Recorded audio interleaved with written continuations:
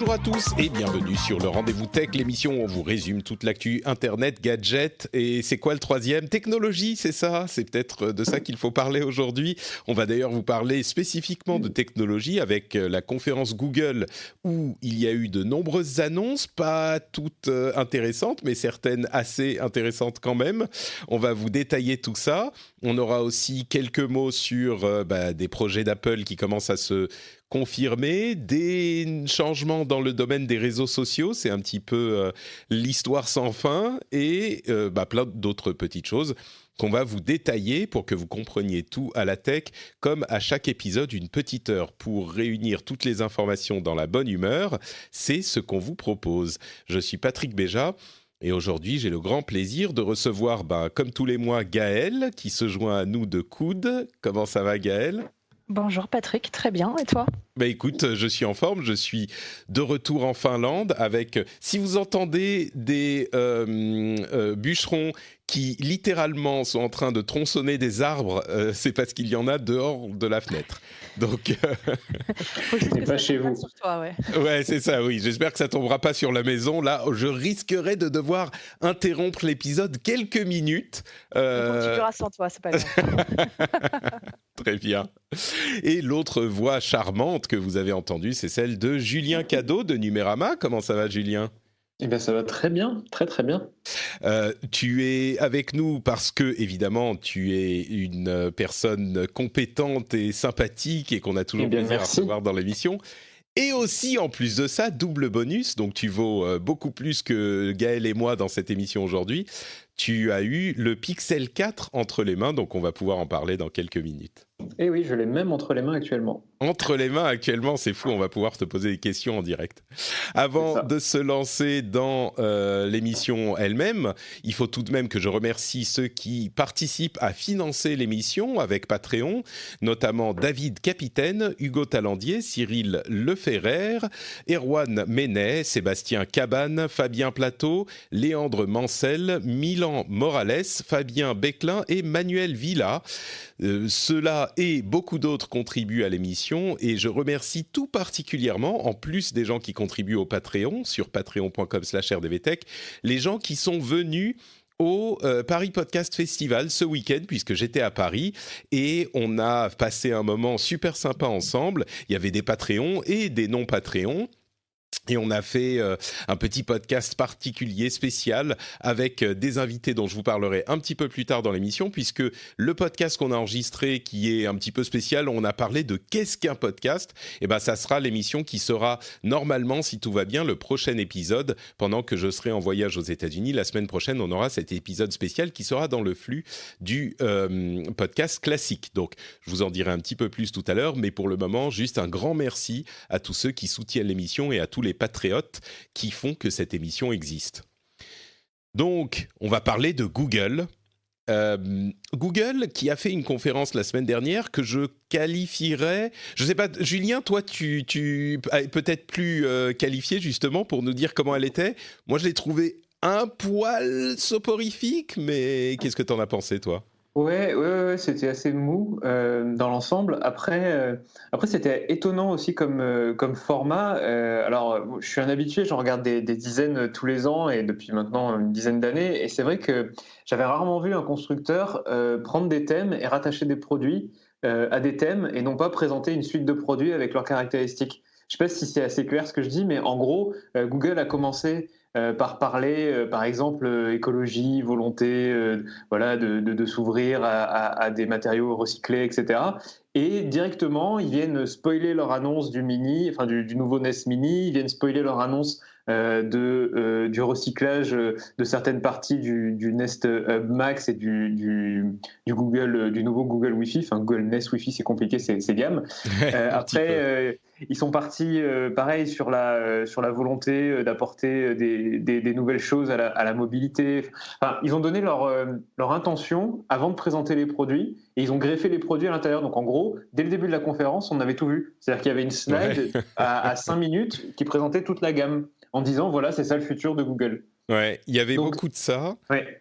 Et un truc qui m'a gêné aussi, à la limite, je pense qu'on peut applaudir l'intention de faire les choses de manière un petit peu différente, mais au final, ça n'a pas vraiment fonctionné parce que ces conférences, on va peut-être se plaindre qu'on nous dise « Ah, mais vous parlez de spoil, machin, on s'en fout, c'est juste des présentations de produits. » Oui, mais c'est aussi, à un moment, un show, et puis il faut un petit peu exciter les foules et exciter les gens qui regardent ça.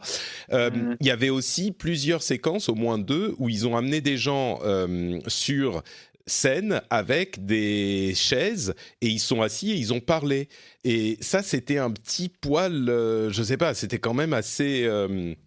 c'était un temps d'arrêt dans les conférences et dans la conférence et ça a pas fonctionné, quoi. Mais bon. Je suis d'accord. Mais c'est très Google de faire ça. Si on se souvient des derniers, enfin, il y a 2 ans et même l'année dernière, parfois on a l'impression que leurs conférences, ils les pensent comme des kermesses du village, en fait, avec 3 petites chaises en plastique, une toute petite scène, et puis voilà, ça parle un peu. Enfin, c'est assez bizarre parce que il y a beaucoup d'ambition derrière et beaucoup de choses qui sont dites.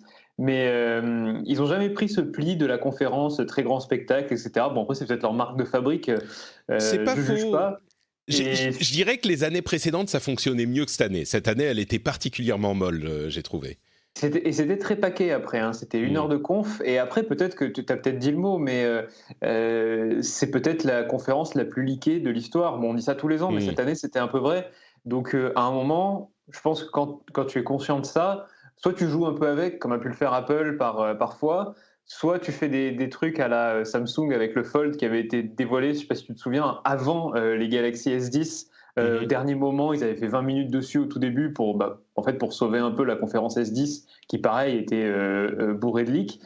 Soit tu fais comme Google, tu fais un récap rapide de tout ce qu'il y a et puis tu espères que les prises en main et ce qui viendra après sera de toute façon plus intéressant pour la presse, les investisseurs, etc. Bon, après, c'est vrai que ça, c'est une remarque presque... enfin, c'est très inside baseball pour les gens, particuliers les journalistes qui suivent ça en direct et qui commentent la forme plutôt que le fond. Et on le fait toujours, et c'est une partie du fun de ces conférences. Mais il y a aussi le fond, qui est tous les produits qui ont été présentés, dont une bonne partie a été leakée, et comme tu le disais, Julien, et qui sont quand même assez intéressants à décortiquer. Donc, le plus important, évidemment, c'est les nouveaux téléphones de Google, le Pixel 4 et le Pixel 4 XL, qui ont des fonctionnalités très spécifiques.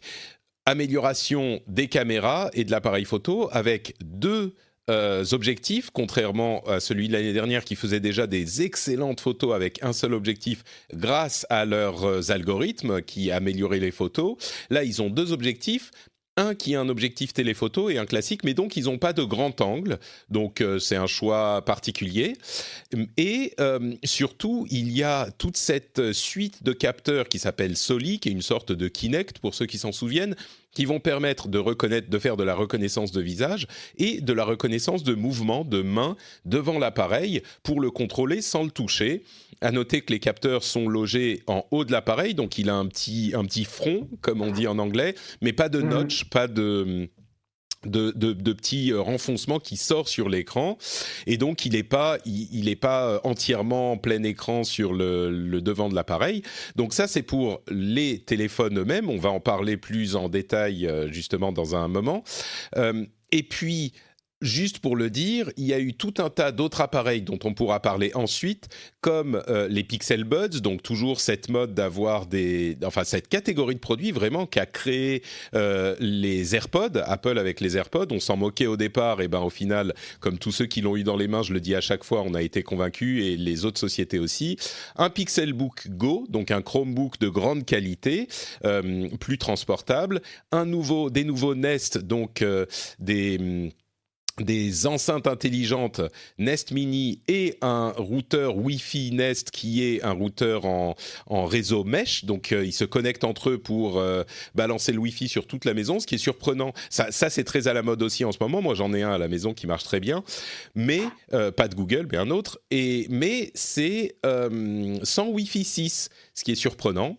Mais bon, voilà, ça c'est un petit peu ça casse l'attractivité du produit. Mais bon, Et l'autre chose à noter, c'est que les nouveaux pixels ne supportent pas l'initiative réalité virtuelle de Google, Daydream, et donc ils semblent être en train d'abandonner leur initiative de réalité virtuelle avec téléphone à encaisser dans un petit viseur, une petite visière plutôt, ce qui veut dire que la réalité virtuelle, avec les téléphones portables, c'est plus vraiment d'actualité, mais il y en a plein d'autres versions évidemment. Avant de donner la parole à Julien, j'aimerais très rapidement me retourner vers Gaël pour lui demander s'il y a des choses qui... je vais parler de toi à la deuxième personne plutôt qu'à la troisième. Est-ce qu'il y a des choses qui t'ont intrigué, plu dans toutes ces annonces toi, je sais que tu aimes les petits téléphones avec ton iPhone SE, mais là, tu n'as plus vraiment le choix, donc... Effectivement, non, j'ai hâte d'avoir le retour du coup de Julien qui l'a entre les mains. Effectivement, le côté hand motion m'intrigue, savoir comment ça va fonctionner, savoir si ça fonctionne bien déjà. Ça, c'est un point qui m'intéresse plutôt pas mal. Après, il y a eu plein de choses qui ont été dites sur la caméra, sur l'appareil photo. Je ne sais pas si c'est vraiment ça qui fait qu'on va aller vers le Pixel 4 aujourd'hui, si c'est vraiment l'appareil photo. Et puis cette fameuse faille de sécurité sur la reconnaissance faciale aussi m'intéresse. Je ne sais pas, du coup... on va en parler, oui. Voilà, c'est des choses, voilà. Mais après, le Pixel, moi j'ai eu le tout premier à l'époque où je travaillais chez Google, parce qu'à l'époque, ils l'offraient aux employés, donc c'était plutôt sympa. J'avoue que c'était déjà un bel appareil, donc hâte quand même de le voir, même si je l'aurais pas moi-même parce qu'il est trop gros. J'aime quand même la technologie, j'aime le savoir, et j'ai hâte de voir le retour. Alors justement, ces produits sont relativement, on va dire, moyen haut de gamme. On est à $800-900, donc c'est quand même du haut de gamme. En France, ça sera un petit peu plus cher. Les deux éléments les plus importants, comme le rappelait Gaël, c'est la reconnaissance de mouvement et l'appareil photo qui a peut-être moins d'objectifs que d'autres, mais dont les connaissances et les capacités de Google logicielles permettent de quand même sortir d'excellentes photos. J'arrête le teasing. Julien, sur ces deux points spécifiquement, ou on va dire dans l'ensemble, quelles sont tes impressions avec l'appareil dans les mains ? Ouais, c'est vraiment les deux points importants. C'est ce qui m'a fait appeler parfois le Pixel 4 un excellent iPhone sous Android, parce qu'on arrive vraiment à matcher maintenant les caractéristiques. C'est-à-dire que je me suis habitué à Face ID depuis pas mal de temps, et c'est vrai que quand je retournais sur mon Pixel 3, devoir mettre mon doigt, etc., c'est pénible. Oui, tu fais partie des gens qui préfèrent Face ID. Je sais qu'il y en a qui préfèrent les lecteurs d'empreintes. Oui, complètement. En fait, une fois que je l'ai adopté, je peux plus m'en passer. Après, petit fait personnel, je fais de l'escalade, donc mes empreintes sont complètement détruites à chaque fois. Donc ça marche une fois sur 5, le déverrouillage biométrique par le doigt. Alors qu'en revanche, ma tête, je n'ai pas tendance à la changer tous les 2 jours, donc c'est un peu plus Même simple. L'escalade te l'endommage pas. Mais en plus, le projet Soli, je ne sais plus comment il l'appelle d'ailleurs, spécifiquement chez Google. Il l'appelle Face Unlock. Donc, Face Unlock, ouais. Voilà. Mais il marche a priori, d'après ce que dit Google, mieux dans la rapidité de déblocage, parce que grâce à tous ces capteurs, l'appareil sait que tu es en train d'amener ta main vers lui pour le prendre, et donc il prépare les capteurs, et donc au moment où tu as mis ta tête devant, il est presque déjà débloqué, quoi. Exactement, et l'effet est assez bluffant quand ça marche. Ça marche pas à tous les coups, c'est assez aléatoire, mais par exemple parfois on le sort d'une poche et on le met devant sa tête et on s'est même pas aperçu qu'il était déverrouillé. En revanche, il l'a été. Il y a eu cette petite vibration qui dit ok, j'ai reconnu ta tête, c'est bon. Et en fait, c'est exactement ce que tu dis, c'est que Soli dans cette configuration-là, a été éduqué pour reconnaître la main qui arrive, un mouvement, etc. Parce que c'est un radar, hein, ça marche à très faible distance, et du coup, même une main qui vient dans une poche, pour lui, c'est un mouvement, c'est un truc qu'il peut capter.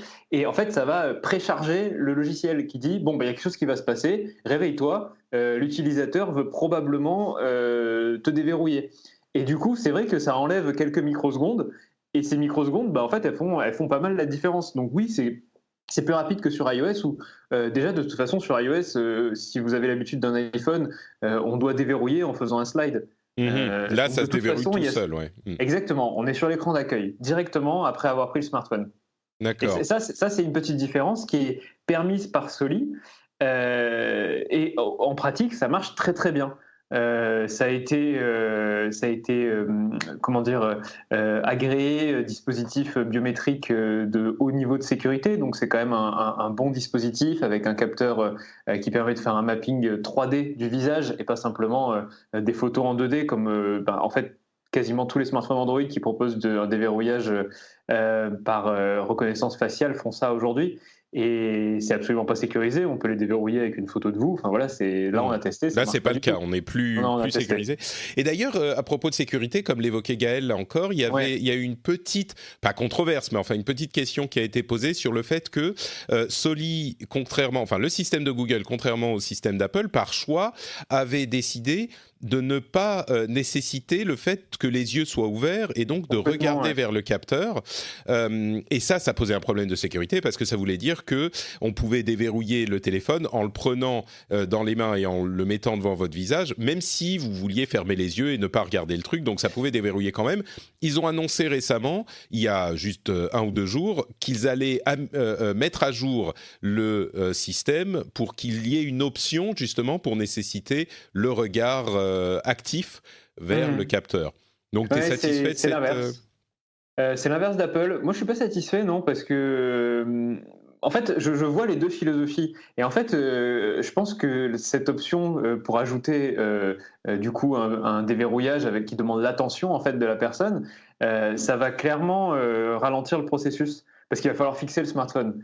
Du coup, je vois bien la philosophie de Google qui était de se dire on va faire le truc le plus transparent possible. On va aller dans la non-friction la plus totale. Et je trouve que c'est une quête louable. Hein. Mais c'est vrai qu'il faut avertir qu'on perd en sécurité et parfois à un niveau assez élevé. On a testé effectivement sur des gens qui ferment les yeux. Je me souviens qu'on avait lu des news à la sortie des premiers iPhones avec déverrouillage facial de gamins qui avaient déverrouillé les iPhones de leurs parents en regardant, en les pointant vers leur visage et qui avaient acheté des trucs en microtransactions, etc.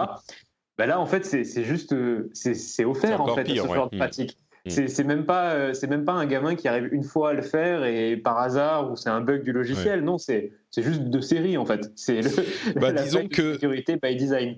On comprend l'intention et le fait de fluidifier l'utilisation. Je dirais que c'est quand même mieux d'avoir l'option et on verra comment elle fonctionne. Mais oui, avoir l'option est important. D'ailleurs, moi, j'aurais trouvé que l'inverse aurait été mieux, tu vois, que ce soit par défaut et que l'option ce soit de le désactiver comme sur iOS où c'est possible pour des raisons, comme je l'avais écrit dans mon test, d'accessibilité. Ils pensent aux personnes malvoyantes qui ne peuvent pas regarder un iPhone, un capteur en face. Et du coup, ils se disent, on va leur laisser le choix de déverrouiller Face ID sans regarder le capteur. Je préfère ça, personnellement. Ouais, on est d'accord. Alors, l'autre aspect hyper important de ce téléphone, on n'a même pas mentionné le fait qu'il ait un écran à 90 Hz qui est donc un rafraîchissement plus fluide, ce genre de choses, parce que c'est pas les éléments les plus importants, mais ce qui est important, c'est la caméra. On se souvient que le Pixel 3, avec un seul objectif, réussissait à faire aussi bien, voire mieux que la plupart des autres appareils photo, grâce, je l'ai suffisamment répété, à l'expertise logicielle et algorithmique et intelligence artificielle de Google. Là, il rajoute un deuxième appareil photo. T'as pu l'utiliser. Qu'est-ce que tu en penses de l'appareil photo, alors ? Déjà, physiquement, je trouve ça dommage d'avoir mis un carré comme ça, parce qu'il y a que deux objectifs. Vraiment, j'étais convaincu sur les leaks qu'il y aurait au moins 3 objectifs dans un tel carré assez gros. Hein, là, j'ai les deux, j'ai l'iPhone 11 Pro et le Pixel 4 devant moi, ils ont à peu près la même taille, il y en a un qui a un objectif en moins. Donc je trouve ça un peu dommage comme perte d'espace. Et puis surtout, l'objectif, le truc quand même à noter, c'est que si on n'a pas de grand angle, ça c'est le truc qu'on ne peut pas faire en logiciel. Donc le fait qu'il n'y ait pas de grand angle sur le Pixel 4, c'est un peu dommage. Le zoom, ils peuvent le faire en logiciel, même s'il est moins bon qu'un vrai zoom optique, évidemment. Mais le grand angle, on ne peut pas rajouter un angle de photo. Bon, c'est à savoir. Et la disposition d'Apple, dont on s'est pas mal moqué, là, les espèces de plaques à induction, finalement, ça permet d'avoir une délimitation assez nette des capteurs, et ça nous évite en réalité de mettre des traces de doigts dessus. Et c'est ce que j'ai remarqué tout de suite sur le Pixel 4, il est tout le temps dégueulasse, parce qu'il y a cette espèce de grande dalle qui vient recouvrir toute la surface et on s'en aperçoit pas quand on met nos doigts dessus. Et en fait, il y a vraiment des traces qu'il faut enlever tout le temps. Alors le smartphone est assez intelligent pour vous le dire. Il vous dit nettoyer l'objectif, il est peut-être un peu sale, mais en fait je l'ai depuis une semaine à peu près depuis la conférence et ça m'est arrivé 3-4 fois déjà. Donc je trouve que c'est assez symptomatique du placement, enfin d'un placement et d'un choix peut-être de design qui est peut-être pas excellent. Après, l'appareil photo en soi, en lui-même, il faut savoir que Google était vraiment devenu un roi là-dessus. Hein. Il savait vraiment faire des choses bluffantes. Cette année, en fait, ils ont un peu repris la même formule sans trop l'améliorer. Mais je trouve qu'ils étaient déjà tellement loin devant l'année dernière que, en fait, j'ai l'impression qu'ils font un peu comme Apple avec le logiciel, quoi. On peut leur reprocher parfois de se dire ouais, certes, la concurrence est pas encore là. On peut garder 2-3 ans telle ou telle feature sans les avoir changées. Là, on est un peu sur le même truc avec l'appareil photo. Donc c'est toujours bluffant, mais il y a moins l'effet de surprise parce que c'est bluffant un peu comme l'année dernière. Alors moi, je l'ai essayé dans 2 configurations où pour le coup un iPhone est complètement perdu. Le premier, c'est configuration professionnelle. J'ai couvert une conférence. J'ai pris des photos. En fait, c'est des endroits où la luminosité est absolument horrible. Tu as déjà dû faire des conférences, il y a des lumières qui sont bleues, des lumières qui sont jaunes, il y a un triple éclairage de la scène, du public qui est dans le noir, il y a un écran qui projette souvent des slides, etc. Et ça, un smartphone, généralement, c'est pas prendre en fait. Il fait une photo qui est complètement brouillée, il va choisir un focus, un éclairage, etc. Le Pixel 4, j'appuie sur le bouton, il y a tout qui est propre. Et ça, j'ai vraiment halluciné. Je me suis dit, ok, ils savent faire ça et logiciellement, ils savent prendre une dizaine d'éclairages et lisser la photo pour qu'on ait l'impression que ce soit parfaitement normal en fait, que j'avais l'impression de voir sur l'écran du Pixel ce que je voyais en réalité. Et ça oui, c'est fort dans ce genre de configuration. Et je confirme, et les auditeurs le confirmeront, j'en suis sûr aussi, généralement les téléphones, ils savent pas faire. Et celui-là, il y arrive. Ouais. Et ça c'est en fait je trouve que aujourd'hui, parce que on va pas se mentir, les smartphones les meilleurs du marché, les smartphones haut de gamme comme tu les as appelés, ont tous des bons appareils photo. Il n'y a pas un mauvais appareil photo sur un smartphone haut de gamme aujourd'hui. Ça va être plus des goûts et ça va être plus, je pense, la capacité justement à être bon dans ses cas limites. Et c'est là où le Pixel impressionne. C'est-à-dire que, pareil, j'ai essayé un mode portrait dans ce même endroit qui était mal éclairé. C'était magnifique. J'avais essayé un mode portrait dans une rue sombre à Munich lors d'une autre conférence avec le dernier iPhone 11 Pro. Il avait du mal dans le noir. Tu vois, c'est des petites choses comme ça qui font dire que, ok, il arrive à être performant peut-être 1% de plus du temps dans des cas vraiment extrêmes. Et où les autres n'arrivent pas à suivre. Même dans le cas, c'est vrai qu'on a vu que l'iPhone avait beaucoup amélioré avec cette dernière mouture l'éclairage, enfin la prise de photos dans le noir, enfin dans des conditions de faible éclairage. Mais tu confirmes que le Pixel 4 a toujours la main sur ce type de configuration, quoi. Je pense qu'on est sur une question de goût. Moi, je préfère les photos de l'iPhone, donc ça, c'est un avis personnel de nuit, parce qu'ils arrivent à garder ce côté nuit, en fait, alors que le Pixel essaie un peu trop d'éclairer les zones, en fait. On a l'impression d'avoir... c'est toujours la même chose. Les critiques sont toujours les mêmes. Maintenant, ce que c'est faire le Pixel, c'est vraiment avoir, je pense, un dosage de la lumière. Par exemple, quand il y a des lumières fortes dans une rue, il va savoir très bien l'atténuer pour que ça fasse pas des halos sur la photo. L'iPhone 11 Pro, c'est beaucoup mieux le faire que les précédents iPhones. Ça, c'est un fait, c'est indéniable. Mais Pixel 4, ça, c'est un truc qui sait faire que Google sait faire depuis le Pixel 3, et sur le Pixel 4, c'est encore mieux. Alors, c'est une question de goût, je pense, côté photo de nuit. Non, vraiment, dis-moi. Oui, non, j'allais juste te demander, dans l'ensemble, donc le téléphone, en conclusion, ou alors si tu as d'autres choses à préciser, mais... Ouais, il y a un truc vraiment impressionnant. Tu parlais de zoom numérique, c'est le zoom numérique justement de Google. Honnêtement, ça fait très longtemps que j'ai pas été bluffé par une fonctionnalité comme ça. Ah oui. Ouais. Et ça, c'est en fait, ils ont une méthode pour prendre du zoom qu'ils ont imaginé à partir de la stabilisation qu'ils faisaient déjà sur les Pixel 3. En réalité, quand tu vas zoomer sur une photo, quand tu vas zoomer depuis l'appareil, il va un peu plus bouger que ce que bouge ta main pour prendre plein de clichés qui sont un poil autour de la scène que tu veux prendre, et il va faire une recomposition a posteriori par le logiciel. Et en réalité, le zoom qu'ils appellent 8 fois, donc on ne sait pas trop quelle est la distance focale, parce que c'est souvent du bullshit marketing derrière, mais quand j'ai comparé avec un iPhone et même avec tous les autres smartphones, c'est impressionnant. Les détails que tu peux trouver sur un zoom 8 fois au Pixel 4, t'as l'impression que ça n'a pas zoomé en fait, que t'es sur une focale physique, alors que t'es sur un traitement entièrement numérique du cliché. Et ça j'ai rarement vu un appareil faire aussi bien. Alors ça, c'est uniquement, enfin c'est la double utilisation effectivement du télé qu'ils ont ajouté et du logiciel qui leur permet de faire des merveilles et des trucs vraiment qu'on voit nulle part ailleurs. D'accord. Bon, donc, écoute, Google continue à faire des choses incroyables avec ses appareils et avec le logiciel, c'est très bien. En conclusion, sur le Pixel 4... Je me permets juste une petite question. Vas-y. Justement, sur les commandes gestuelles. Ah oui, c'est vrai, j'en avais pas parlé. Ah, mais bien sûr, on les a oubliées. Moi, je sais pourquoi on les a... savoir. Vous savez pourquoi on les a oubliées ? Parce que c'est vraiment pourri. Google nous a bassinés avec un storytelling. Ça fait 5 ans qu'on cherche à miniaturiser un radar un radar de quoi ? Un radar d'avion. Pour en faire comment on appelle ça, un tout petit radar dans un smartphone. En réalité, je trouve que je suis impressionné par la technologie et les ingénieurs qui ont mis ça au point, et je leur tire mon chapeau, mais l'application n'a aucun sens. C'est-à-dire que Google n'a pensé qu'à 3 mouvements, c'est-à-dire la main qui va de gauche à droite, la main qui va de droite à gauche et la main qui approche, et a mis dans son système uniquement 3 ou 4 interactions, c'est-à-dire passer le morceau suivant sur une playlist de musique, passer le morceau précédent, ou arrêter le son d'une alarme. Et du coup, on se retrouve avec une technologie de pointe qui, en pratique, mais je l'ai littéralement jamais utilisée. Et quand j'ai voulu l'utiliser et croire que, en croyant que Google avait pensé à l'interaction que je voulais, ça n'était pas intégré. Typiquement, j'ai eu un appel pendant une réunion, donc mon smartphone se met à vibrer. Je fais le mouvement qui me vient naturellement pour arrêter la vibration, c'est-à-dire approcher ma main et cacher le téléphone.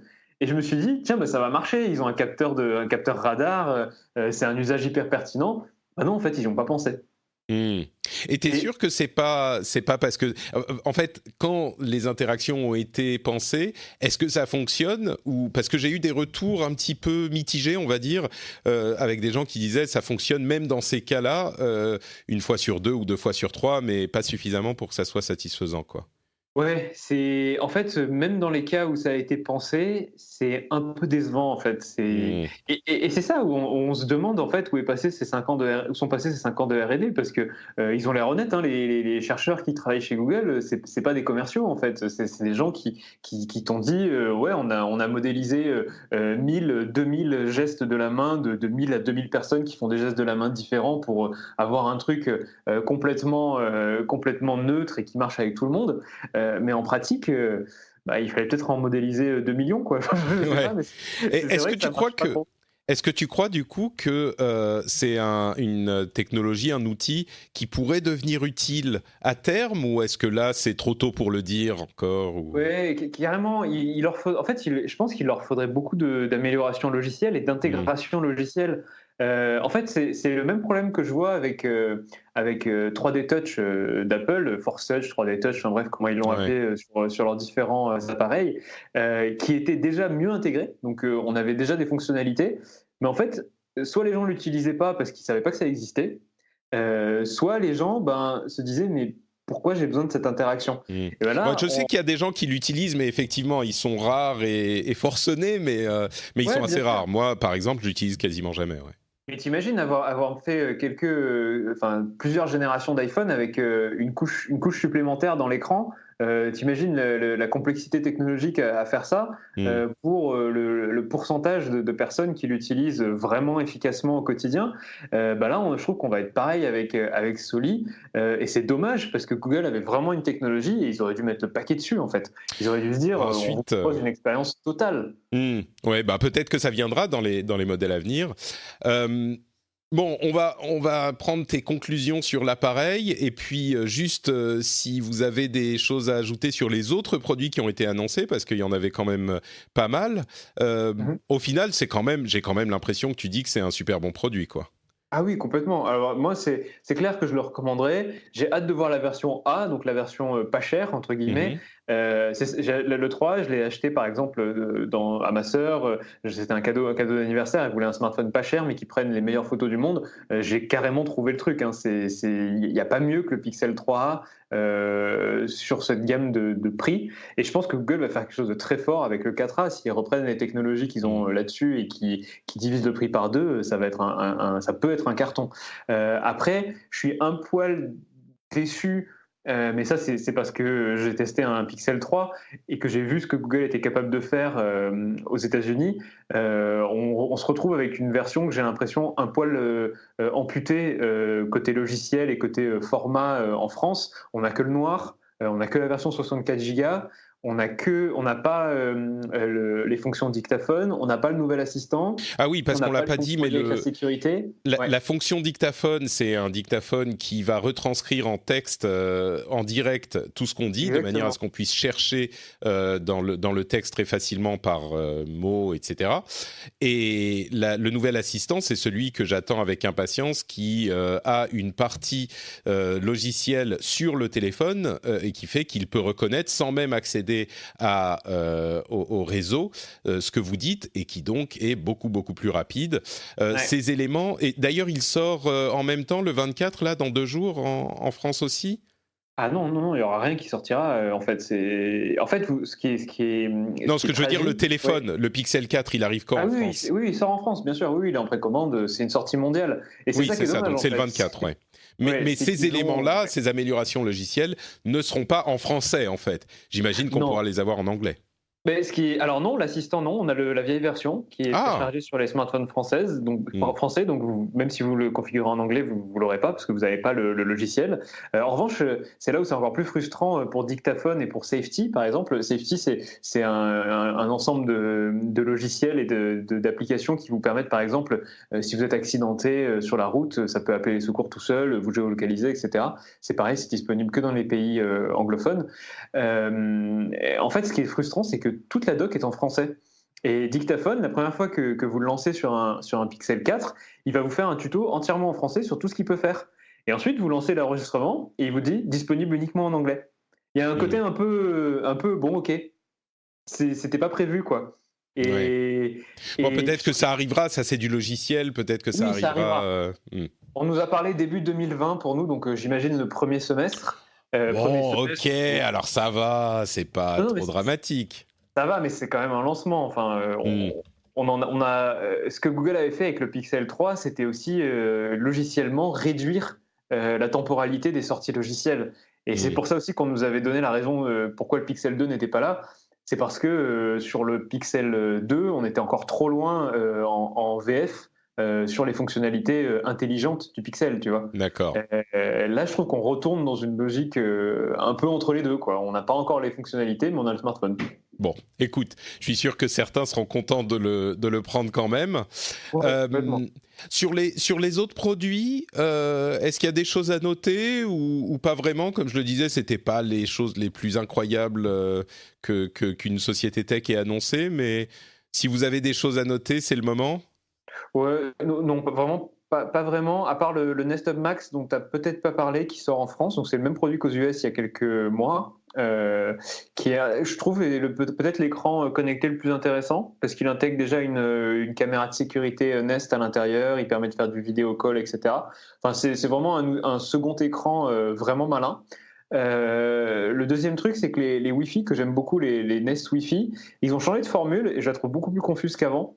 parce que l'un des deux est une sorte de à la fois relais mesh et Google Assistant intégré, et il perd son port Ethernet. Alors moi, je suis peut-être un peu un nerd, mais j'ai une configuration où les deux Wi-Fi se parlent et sont reliés chacun à une sorte d'écosystème câblé.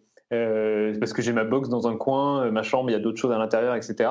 Et ben là, si vous prenez le pack de base avec un routeur et un point d'accès, comme ils l'appellent, vous pouvez plus faire ça. Parce que le point d'accès n'a pas de câble Ethernet de sortie. Alors ce que vous pouvez faire, c'est acheter 2 routeurs, mais du coup, c'est beaucoup plus cher. Ouais, je comprends. Mais oui, mais disons que c'est le but quand même de ces produits et de diffuser le Wi-Fi. Et puis là où ça me frustre un peu plus, c'est cette histoire de pas de Wi-Fi 6 qui est quand même en train d'arriver partout. C'est un petit peu dommage. C'est dommage, mais bon. Pixel 4 ne l'est pas non plus, tu vois. Je pense qu'ils ont fait l'impasse cette année, quoi. Ouais, ça sera l'année prochaine. Mais le Pixel, à la limite, tu peux te dire, on en change tous les ans. Ce genre de routeur, tu les gardes plusieurs années. Exactement. Quand même. Donc, je te rejoins tout à fait. Le Pixel, en fait, là j'ai un iPhone 11 Pro depuis sa sortie. Je l'ai encore jamais utilisé sur un réseau Wi-Fi 6. Alors que si j'achetais un routeur Wi-Fi 6, je compte l'utiliser 10 ans, en fait. C'est ça, oui, exactement. C'est ça la différence. Bon, et puis à noter quand même qu'ils ont beaucoup appuyé sur leur vision du ambient computing, de l'informatique ambiante en fait, qui est tout autour de nous avec tous ces capteurs, tous ces assistants intelligents, même les téléphones, qui est plus une vision effectivement de la manière dont ils envisagent l'informatique et les services aux personnes par l'informatique qui est intéressante, mais qui aujourd'hui est pas foncièrement différente de ce qu'on connaît par ailleurs, quoi.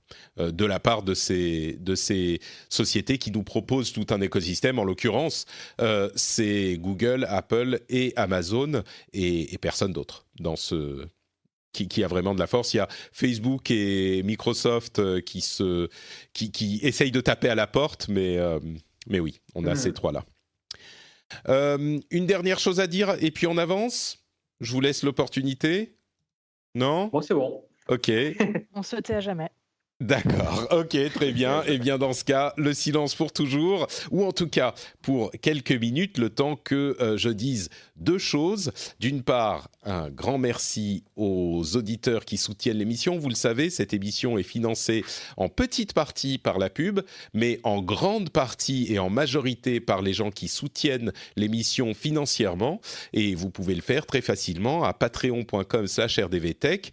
Si vous appréciez l'émission, en fait, si vous l'écoutez depuis quelques mois et que vous dites vraiment c'est un travail sympa, ça me fait passer un bon moment, ça m'informe, ça me fait gagner du temps, je peux faire ça en faisant autre chose, et quand l'émission arrive, vous êtes plutôt content, vous dites je vais passer un bon moment dans les transports, dites-vous peut-être que ça vaut le coup de passer le pas et de devenir patriote plutôt du Rendez-vous Tech.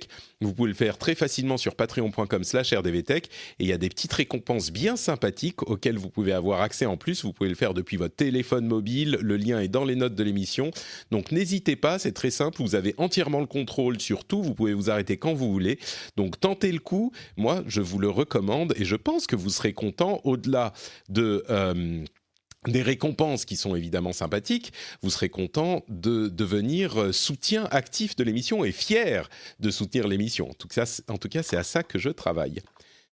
Et d'un autre côté, comme je le disais tout à l'heure, le prochain épisode sera un épisode un petit peu spécial puisque c'est l'enregistrement en live qu'on a fait au Paris Podcast Festival où on essayait de définir ce qu'était un podcast d'un point de vue technique, d'un point de vue production, d'un point de vue éditorial. Je recevais 3 personnes, Siegfried Touvenot, le capitaine de l'apéro du Capitaine, Corentin Lamy qui travaille au Monde et qui est notamment sur ZQSD, le podcast, et Anouk Perry, qui est une productrice jeune et indépendante de podcasts assez intéressants sur des sujets particuliers que vous pourrez découvrir.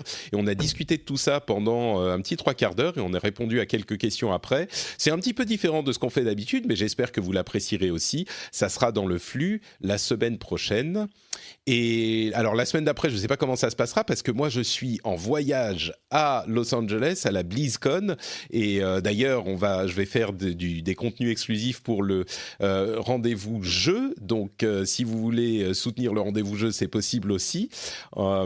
Si vous êtes intéressé par cette émission, je pense que vous êtes déjà au courant, mais voilà, c'est possible aussi. Et donc, je vais être en vadrouille. Donc, on verra comment ça se passe pour l'épisode d'après, mais au pire, ça sera le mercredi plutôt que le mardi qu'il sera disponible. Voilà pour les petites news. On continue avec les news et rumeurs, avec un début qui fait écho à ce qu'on disait la semaine dernière, avec l'arrivée des voitures autonomes, d'un service commercial de voitures autonomes en Arizona. Et bien là, on a toujours du côté de chez Google. C'est bien Google, hein, Wing, si je ne m'abuse. Non, pas Wing. Les voitures autonomes, c'est Google, mais Wing, je croyais que c'était Google. Peut-être que je me trompe. C'est Waymo Google. Oui, Waymo, c'est les voitures autonomes, mais Wing, c'est les drones. Oui, tout à fait, oui. Pardon, excuse-moi. Et c'est Google Wing ou pas ? Je crois que c'est... Je pense que c'est eux, oui. Bon, on va mettre un petit... Oui, tout à fait, oui. C'est le cas, ok. Très bien. Wing, donc, ils sont en train de lancer un service commercial de livraison par drone pour Federal Express, enfin FedEx, Walgreens, etc. Donc, des différentes marques spécifiques dans une ville spécifique. Donc, on n'est pas encore à une utilisation importante et grande... grande envergure de la livraison par drone, mais dans cette ville-là, en Virginie, ça va vraiment être une utilisation commerciale. Donc il y a les petits drones qui vont voler en stationnaire pour faire descendre un petit paquet avec un crochet qui va vous l'amener, et puis ils vont retourner à leur petit entrepôt pour livrer d'autres personnes. Ça arrive, même si on en parle depuis longtemps, ça arrive. N'hésitez pas à m'interrompre si vous avez des choses à ajouter sur ces sujets. On va continuer avec quelques infos du côté de Apple, dont les lunettes de réalité augmentée devraient, selon certaines sources bien informées, arriver en 2020. Donc vraiment, là, on arrive à cette catégorie de produits qui devrait être, on va dire, peut-être ravigorée par Apple, selon les sources de Bloomberg qui sont bien informées. Alors, ça pourrait être décalé, mais pour le moment, c'est prévu pour 2020. Et on a aussi les Mac sous processeur ARM, donc avec des processeurs fabriqués par Apple qui arrivent. On a aussi, des AirPods Pro qui devraient être lancés en octobre, donc avec réduction de bruit active, et le fameux MacBook Pro 16 pouces qui arrive aussi en octobre, et Adobe qui est en train de travailler sur une version complète d'Illustrator et de Photoshop pour iPad qui devrait être lancé en 2020. Et c'est marrant parce que moi j'ai justement fait des tests pour les émissions spéciales que je vais faire pour le rendez-vous jeu de logiciels de montage sur iPhone et iPad qui commencent à être vraiment, vraiment bien foutus. Et du coup, je risque de pouvoir faire mon enregistrement et mon montage sur iPhone directement pour publier des émissions, des éditos spéciaux sur Patreon par ce biais. Donc vraiment, ces appareils continuent à faire de plus en plus.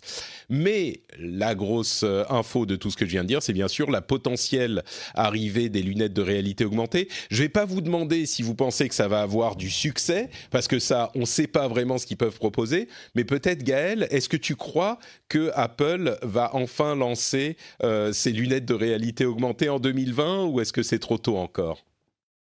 J'ai tendance à penser que c'est trop tôt. Ils risquent d'en sortir, mais je pense pas que ça aura un succès. Je pense qu'il y a encore trop de problématiques. Après, peut-être qu'ils vont nous surprendre, mais je pense qu'il y a encore trop de problématiques technologiques sur les lunettes de réalité augmentée.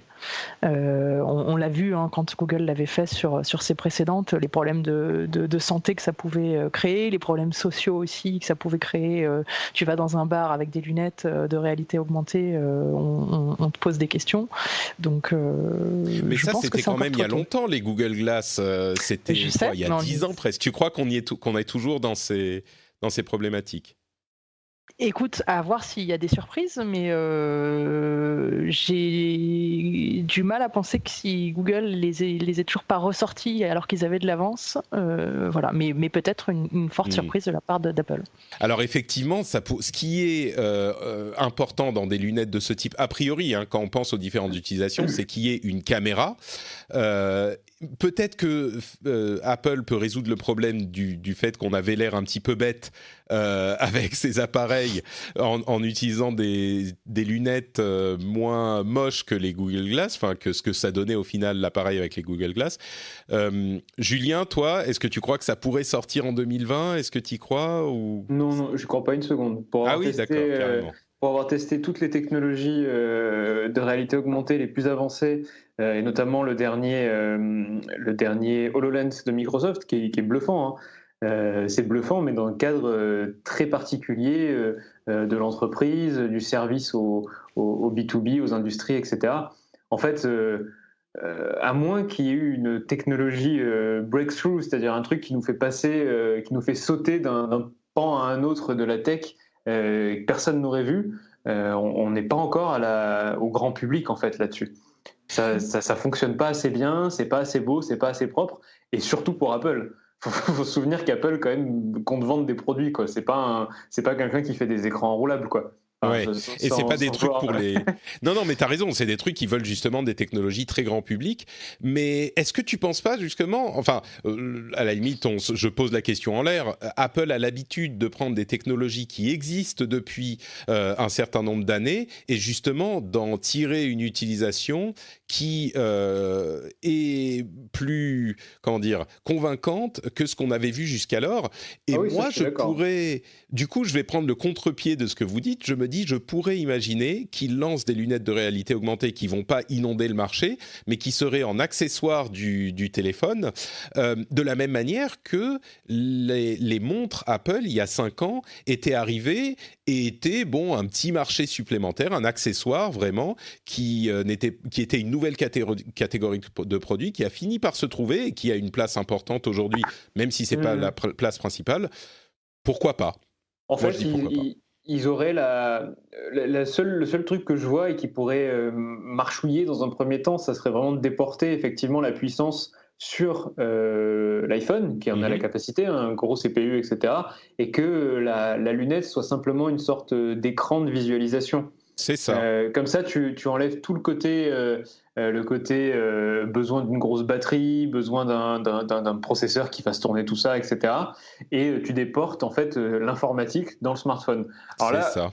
Pourquoi pas ? Mais même sur les technologies de visualisation, tu sais, sur des écrans, des surfaces transparentes, on est encore loin de ce que j'appellerais un Apple Seal of Approval, quoi. Tu vois, une sorte de un truc qui soit suffisamment bien fini pour que Bon, ça, à voir alors. Il y a des pixels qui flottent dans l'espace, quoi. Ça peut être très très bien et très pratique, comme je l'ai dit, dans l'industrie. J'avais testé une démo HoloLens qui était incroyable sur le montage d'un réacteur d'avion, mais dans l'industrie, quoi. Donc on est habitué à avoir des interfaces plus austères, des trucs très simples, enfin disons mécaniques d'usage, et pas du tout des choses grand public. Et ça, pour l'instant, j'ai pas vu l'entreprise qui a fait le pas vers le grand public là-dessus.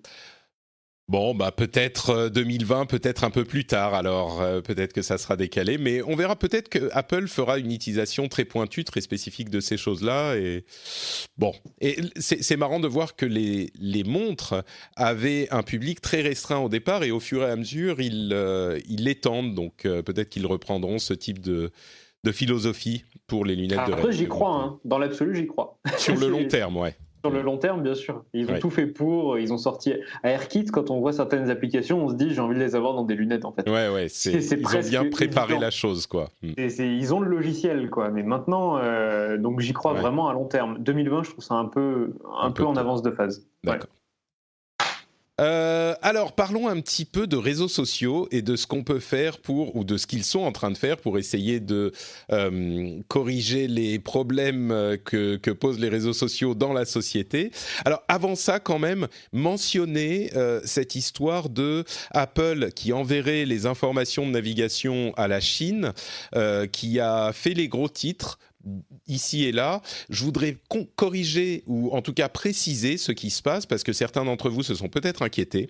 En fait, il y a un partenariat qui existe entre Apple et Google pour envoyer les données de navigation en format chiffré, en H, à Google, qui va ensuite nous dire si, selon leurs informations, ces sites comportent des risques de hack ou pas.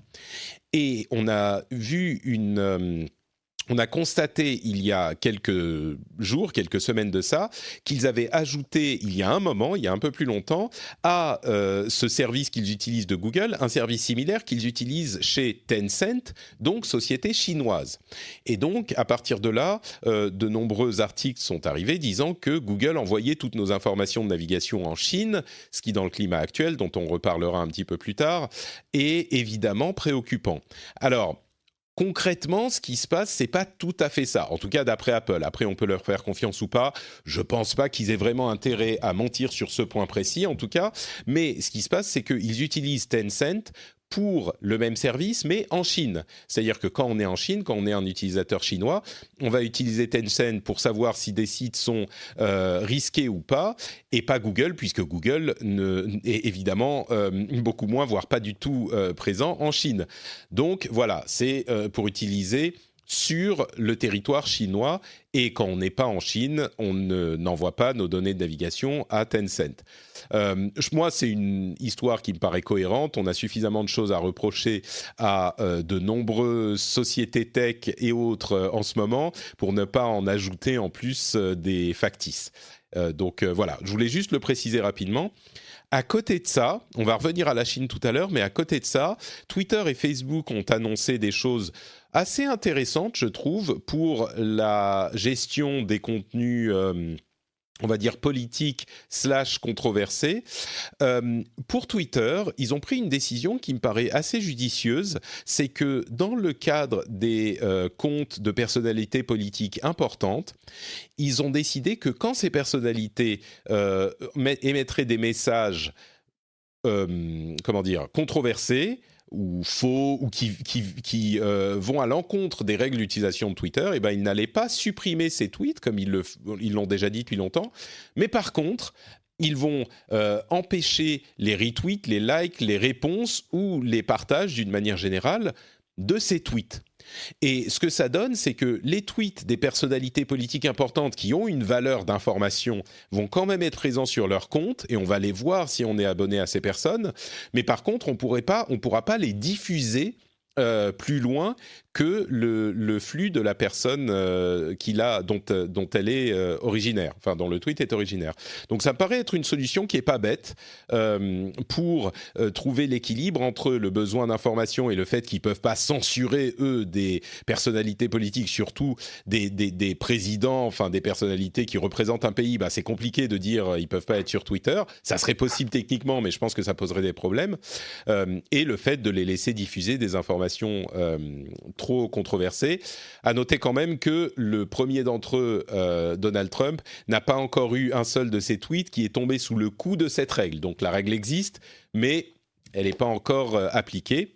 Facebook a par ailleurs décidé de mettre en place toute une série de règles pour plus de transparence dans les informations sur les élections et dans les publicités sur les élections. Alors on en parlait un petit peu la semaine dernière, mais en gros, ils vont mettre en avant de manière beaucoup plus importante les informations fact-checkées, c'est-à-dire que quand un lien ou une information sera déterminée comme fausse, eh ben, elle sera vraiment cachée. Il faudra cliquer pour y avoir accès.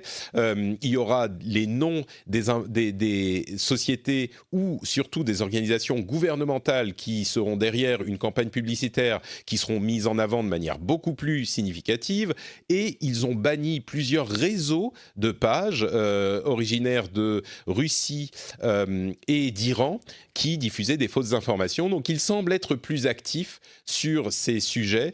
La solution ultime que proposaient les invités la semaine dernière, c'était simplement d'interdire les publicités politiques sur le réseau, ce qui serait effectivement une solution, mais qui n'est pas du tout dans l'ADN américain, qui serait beaucoup plus compréhensible ici en France, mais qui n'est pas du tout dans l'ADN américain. À vrai dire, en France, on n'a pas le droit de le faire, effectivement, au moment d'une élection, en tout cas.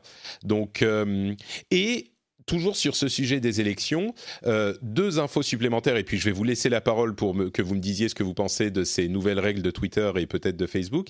À Hong Kong, quand on compare Hong Kong et le Cachemire avec les les démonstrations, les manifestations qui s'organisent sur Internet, on se rend compte que faire de la propagande et inonder de propagande les réseaux sociaux, c'est beaucoup plus efficace quand on veut faire taire des manifestations que d'essayer de censurer les réseaux. Et dans ce contexte, une information qu'on a sur les campagnes présidentielles aux États-Unis, la campagne républicaine de Trump inonde le marché et les réseaux d'information et de publicité, alors que la campagne démocrate est beaucoup moins active sur les réseaux sociaux, même s'ils sont actifs aujourd'hui. Donc je vous laisse tirer vos propres conclusions, mais effectivement, la campagne de Trump a tiré les leçons de sa victoire de 2016 2016 et inonde vraiment les réseaux sociaux. Donc, est-ce que les mesures de Twitter ou de Facebook suffiront ? Ça, je ne saurais pas trop vous le dire. Voilà, j'ai beaucoup parlé pour détailler tout ça. Gaël, toi qui es un petit peu dans le domaine de l'éducation, on parle d'éducation aux enfants, hein, mais peut-être que nous sommes tous de grands enfants au final. Est-ce que tu penses que... Ouais, c'est ça.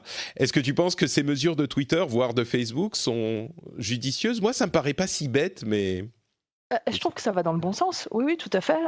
Effectivement, le fait que Twitter dise on ne doit pas censurer et on doit laisser, parce que finalement c'est presque de l'histoire, de laisser les tweets ravageurs de certains présidents, on ne citera pas, il faut les laisser parce que les gens c'est presque un droit à l'information, hein, finalement, de savoir que tel ou tel président ou telle grande personnalité politique publique a sorti a violé une règle effectivement, a sorti une énormité.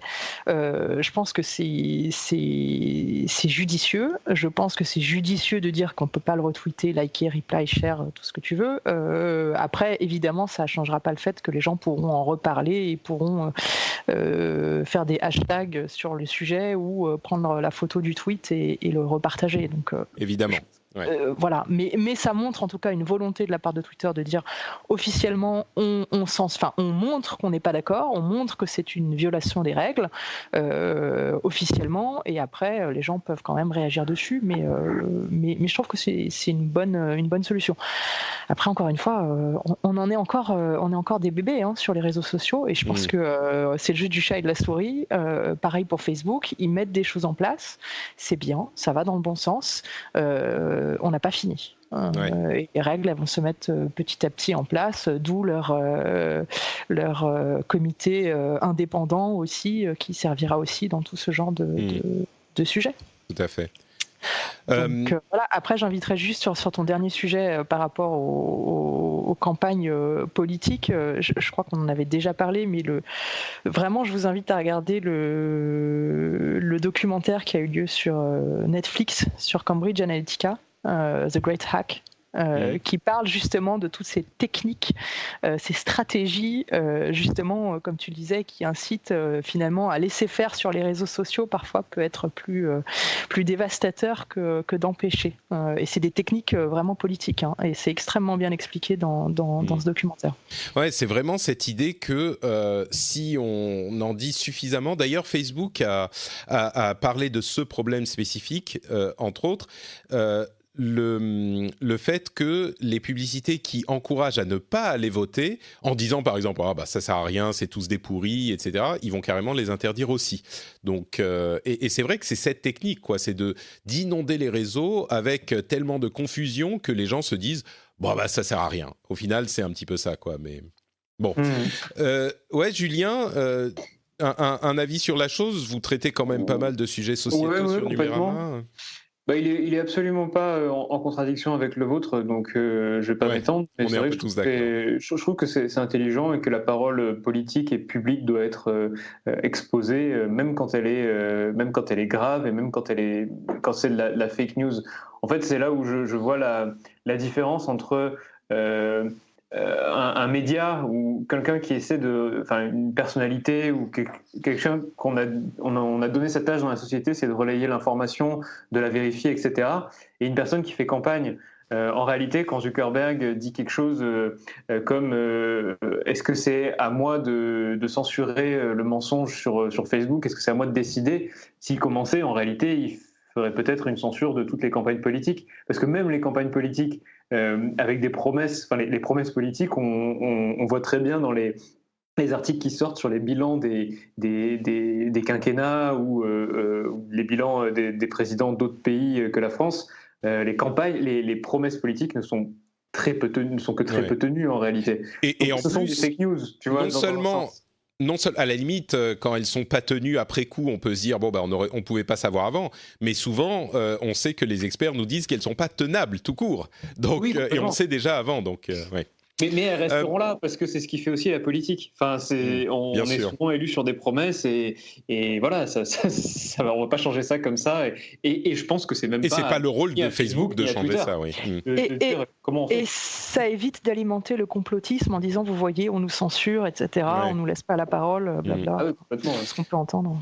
Moi, je dirais que la semaine dernière, on parlait de ça et je crois que c'était Jeff et Marion qui me disaient mais au final, le mieux, ça serait d'interdire toutes les campagnes politiques pendant les élections au moins. J'étais un petit peu hésitant à ce moment-là. Je sais que c'est ce qu'on fait en France, mais je crois que je me suis rallié à leur idée et la manière dont on le fait chez nous est pas forcément mauvaise. Le fait d'interdire simplement les campagnes politiques, enfin, pas les campagnes, évidemment, les publicités politique au moment des campagnes, je crois que c'est une bonne méthode parce que c'est tellement incontrôlable que ça peut influencer au déficit de la société. Donc, mais bon, le jour où les Américains laisseront le gouvernement faire ce qu'il faut pour le bien de leur société, je crois qu'on aura beaucoup moins de problèmes à gérer. Justement, un pays qui fait peut-être un petit peu trop pour le bien de son peuple, on va reparler de Chine, avec les... Alors, on en a déjà parlé un petit peu, j'ai l'impression que j'en parle toutes les semaines maintenant, entre le rendez-vous tech et le rendez-vous jeu.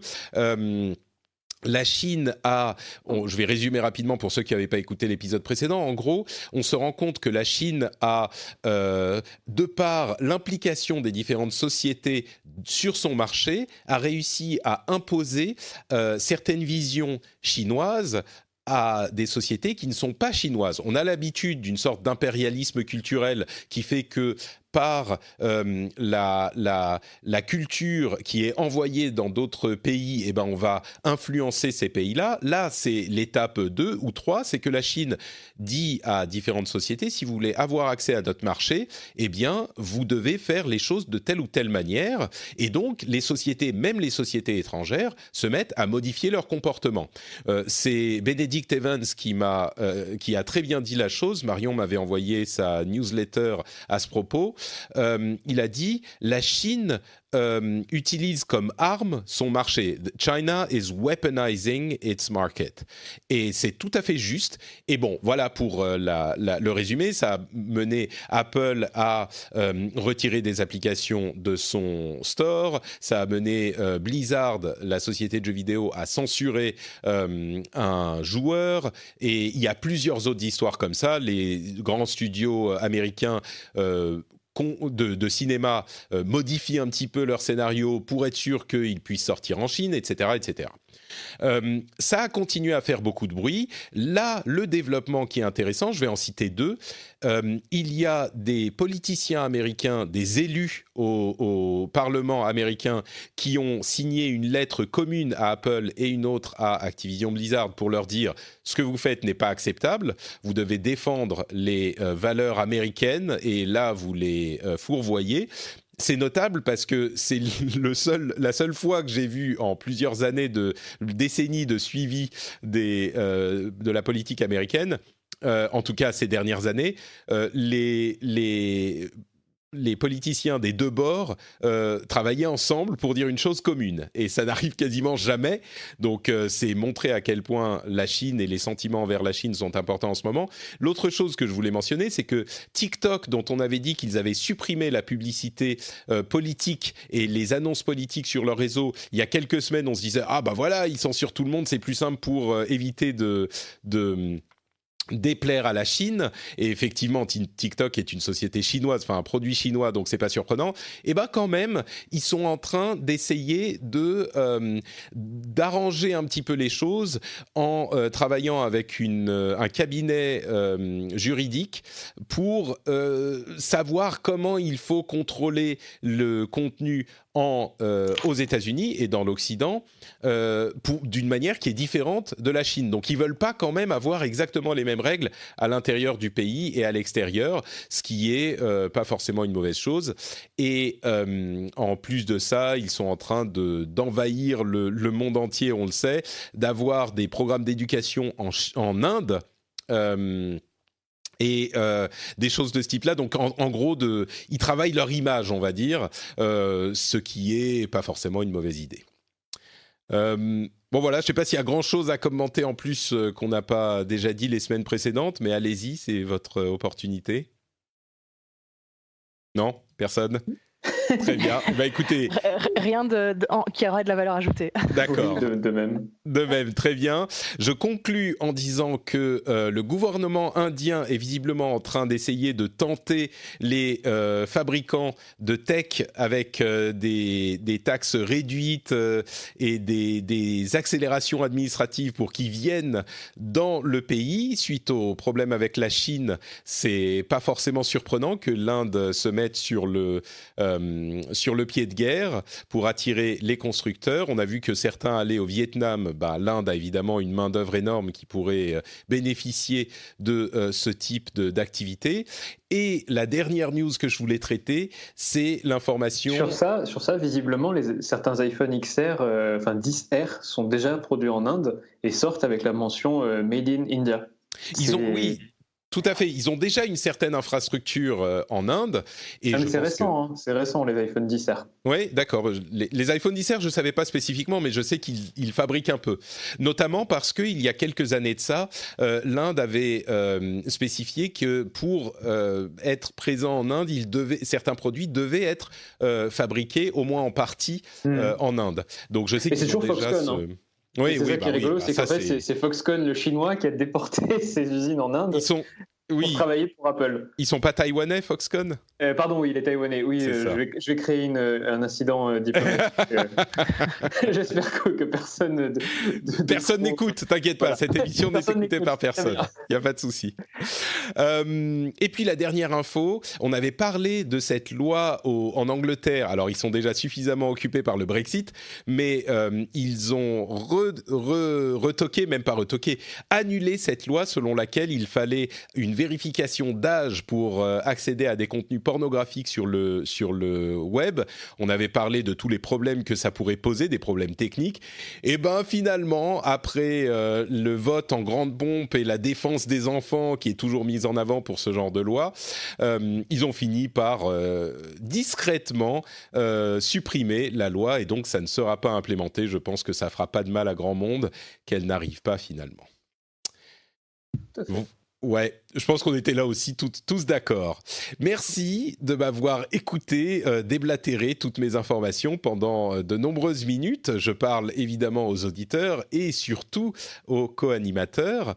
On va se quitter là, mais pas avant que vous ayez pu nous dire où on peut vous retrouver sur Internet, à commencer par Julien peut-être, Numérama notamment. Eh bien, évidemment numérama.com tous les jours, mais j'aimerais peut-être faire un petit coup de publicité pour notre chaîne YouTube qu'on est en train de lancer. Donc pas mal de vidéos avec de très très beaux plans. On espère, du moins notre vidéaste Louise Audry passe des heures et des heures à travailler comment présenter la tech sous un angle qui serait joli. Donc la chaîne YouTube c'est simple, elle s'appelle Numérama.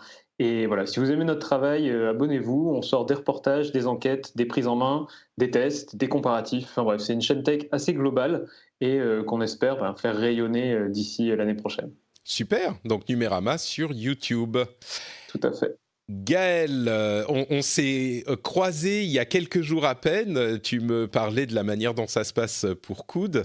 Je suis heureux de voir que ça se passe plutôt pas mal. Est-ce que tu veux nous parler de ça ou d'autres choses ? Je ne sais pas. Écoute, oui, on est, là, c'est vraiment notre grande rentrée avec cette rentrée scolaire, donc on se déploie dans les écoles, donc ça se passe plutôt très bien. Et comme je l'avais dit la dernière fois, par contre, du coup, on cherche à recruter. Donc, je le redis, on cherche à recruter des game designers, des graphistes qui voudraient faire des jeux positifs dans l'éducation au numérique. Donc, n'hésitez pas à me contacter. Vous allez sur le site coud.fr, sur notre Facebook, sur notre Twitter coud_fr ou moi directement @gmgirardeau.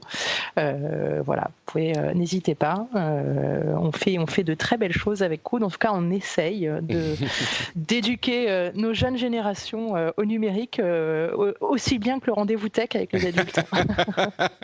Voilà. Il y a quelqu'un, oui, effectivement, donc Coud, cood.fr. Pour ceux qui ne l'ont pas compris, oui, c'est de l'éducation numérique spécifiquement pour les enfants, et Dieu sait qu'on en a besoin. Il y a quelqu'un qui me demandait au Paris Podcast Festival hier ou avant-hier, quel serait ton souhait par rapport aux politiques ou quelque chose comme ça. Est-ce que des personnalités politiques t'ont déjà demandé à parler avec toi sur les sujets tech, et moi ce que je disais, alors c'est déjà arrivé, figurez-vous, avec notamment Axel Lemaire, mais il y a quelques années, mais moi ce que je voudrais en fait, c'est pas vraiment qu'ils viennent me parler, mais qu'ils écoutent. Ça serait tellement plus simple s'ils écoutaient le rendez-vous tech et s'ils étaient au fait des subtilités de la vie numérique, et ils comprendraient beaucoup mieux ce qui se passe dans le monde, et donc simplement qu'ils écoutent. J'ai pas besoin qu'ils viennent me parler, mais simplement qu'ils écoutent. Et peut-être qu'ils contribuent, on va dire, à hauteur de $2 par épisode, par exemple. C'est pas énorme. Ils peuvent le faire passer en frais professionnels, en plus, je suis sûr.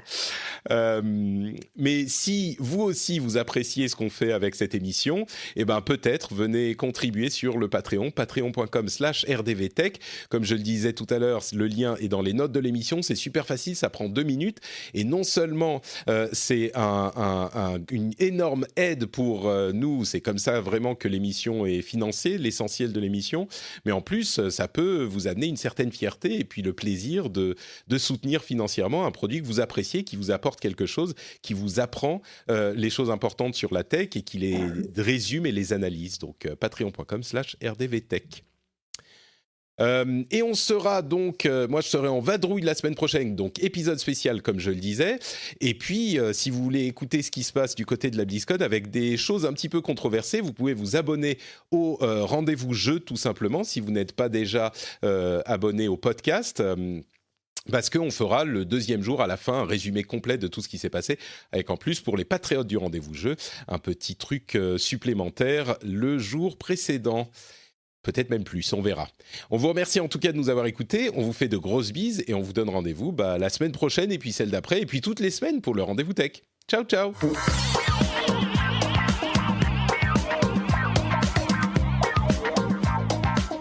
Tu voulais ajouter quelque chose, Julien ? Ah non, je voulais juste dire bye. Ok, bye bye. Je l'ai pas dit finalement.